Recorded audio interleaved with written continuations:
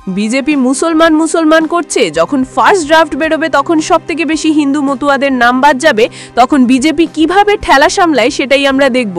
বুধবার Krishnanagar post office মোড়ে বাংলার ভোটাধিকার রক্ষা এসআইআর এর চক্রান্তের বিরুদ্ধে দলীয় সভা থেকে এমনই মন্তব্য করলেন তৃণমূল সাংসদ সায়নী ঘোষ।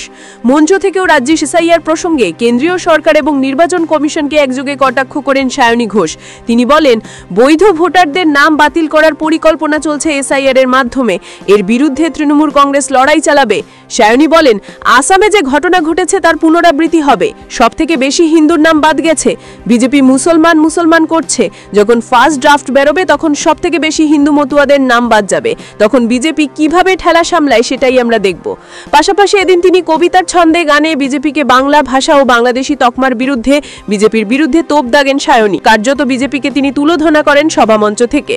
এই দিনের অনুষ্ঠানে উপস্থিত ছিলেন সাংসদ মহুয়া মৈত্র, মন্ত্রী উজ্জ্বল বিশ্বাস, চাপড়ার বিধায়ক রুকবানুর রহমান, কালীগঞ্জের বিধায়ক আলিফা আহমেদ, করিমপুরের বিধায়ক বিমলেন্দু সিংহ রায়, কৃষ্ণনগর সাংগঠনিক জেলার যুব সভাপতি অয়ন দত্ত, সভাধিপতি তারান্নম সুলতানা মীর সহ তৃণমূলের একাধিক শাখা সংগঠনের ব্লক নেতৃত্বরা।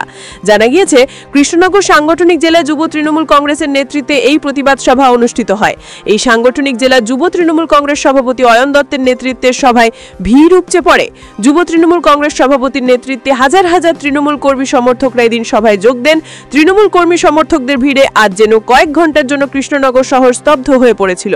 ভিড়ে ঠাসা এমন একটি সভার আয়োজন করার জন্য সায়নী ঘোষ অয়ন দত্তকে ধন্যবাদ জানান। নদিয়ার কৃষ্ণনগর থেকে অর্ণব মজুমদারের রিপোর্ট, স্টিং নিউজ।